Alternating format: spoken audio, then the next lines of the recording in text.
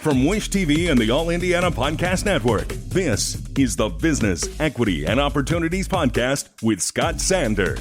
Welcome to the Business, Equity, and Opportunities Podcast. I'm Scott Sander. According to the SBA'S 2024 Small Business Profile, small businesses, those with fewer than 500 employees in this definition, account for 99.4% of the businesses in Indiana. Retail sector provides about 40% of employee payroll.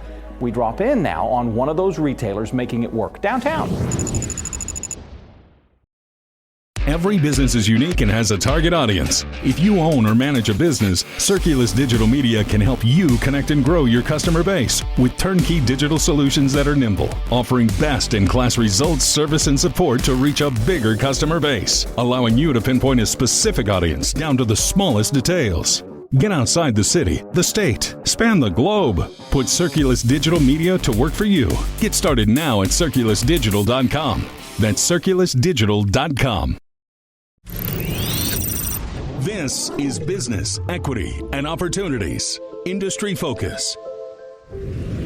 I'm Heather Givens. I'm the owner of Crimson Tate Modern Quilter, the fabric store on Mass Ave here in downtown Indianapolis. Well, we just celebrated our 13th birthday, so Crimson Tate now has braces and roller skates.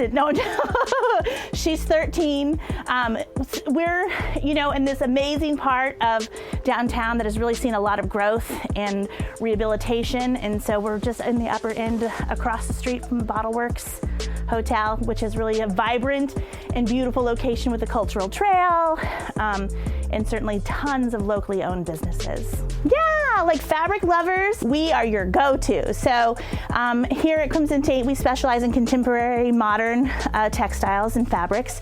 So we have mostly quilting weight cottons, but certainly cotton linens. And so if you're wanting to learn or you're a seasoned veteran at sewing quilts and garments or craft projects, we are a destination for sure.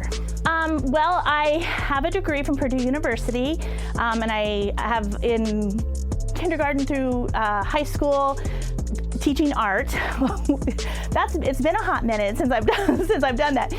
But while I was teaching and I taught on the West Side, my mom revealed to me that she wanted to learn to quilt, and I thought, I don't want to do that. Like I'm an illustrator, or I'm all these other things, and I thought I can't take on one more project. But I'm also a dutiful daughter, and so I took her to a quilting camp for adults where you could learn to quilt. And I just kind of went wild with it. And in my first year of learning, I asked my mentor, as I call her from camp, like, how many quilts do you make in a year? And she's like, depending on, what's going on. If there's a wedding, if there's a baby, a memoriam, maybe 4 or 5 quilts in a year. And in that first year, I was so dedicated to it, I made like 25 quilts. And now, does that mean they're all good? No, and certainly not. But there was something about the process that really works with my creative process. And so then it just took off. I really was interested in recycling materials. So I would make these quilts and then would have all this leftover scrap that I was like, how do I manage all of this? And that's when I started maybe a cottage industry sewing business. And I made something called the Harriet headband, and it went wild in the way. So I was teaching full-time and manufacturing headbands full-time, and then all of that sort of birthed into the opening of the store. I'm totally humbled and honored, like the opportunities for sure that have been given to me.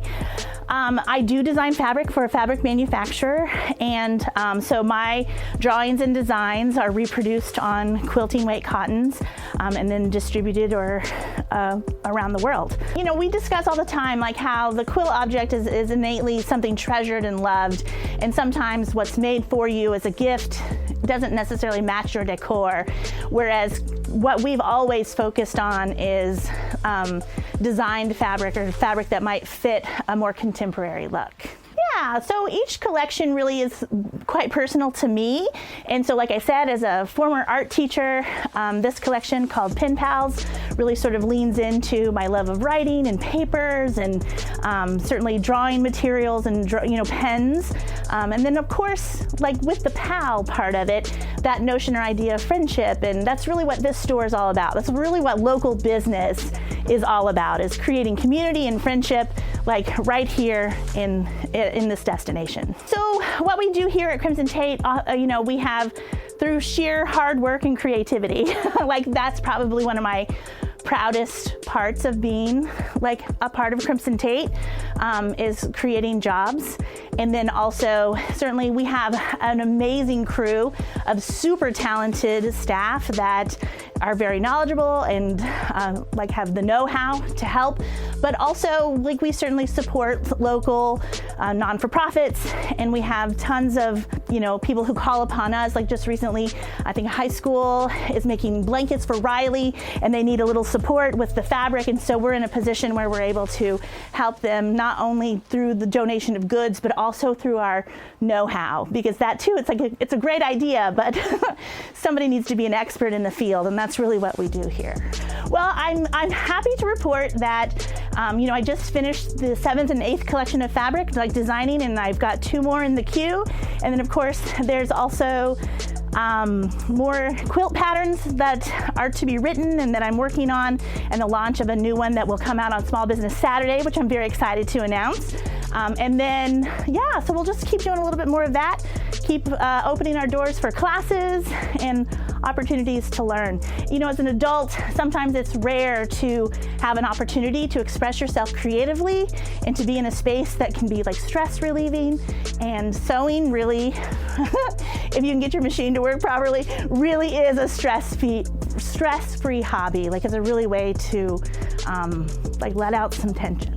I think yes, creating jobs is pretty big. Like, I never thought that through just my creativity that could happen. And I have a degree in art, and a lot of times, there's a lot of pushback on, well, what are you going to do with that? Or how are you going to be able to leverage that in such a way? And I would say that I've leveraged it in such a way that at 13 years, we've been able to make something pretty cool that people depend on. And I love that too. I will also say that just individual conversations that I have with customers about how whatever they've made or whatever conversation that just naturally happened in the store impacted them in such a way and influenced them. I'm pretty proud of that, just being a part of it. Our thanks again to all the contributors who joined us for this episode of the Business Equity and Opportunities podcast. We hope you found it enlightening, useful, and inspiring. You'll find more information about the show on our website, BEOshow.com. You can watch Business Equity and Opportunities Sunday mornings at 10 on Wish TV or live stream it through wishtv.com. Each week we provide 7 full segments with topics ranging from how to get started and how to access capital to the day-to-day running of your business and questions about accounting and bookkeeping. We feature business news and trends and always share a success story from one of our contributors. Join us next time for more insights into the world of small business. Be sure to sign up for our Business Equity and Opportunities newsletter to get even more valuable, up-to-date information. And if you have any questions or you'd like to be part of our show, please email us. The address is beo@wishtv.com. We'd love to hear from you. I'm Scott Sander. Thanks for listening. Watch the Business Equity and Opportunities show on Wish TV and access all of our content and share it on demand anytime at BEOshow.com. You can find more podcasts from Wish TV on the All Indiana Podcast Network at allindianapodcastnetwork.com.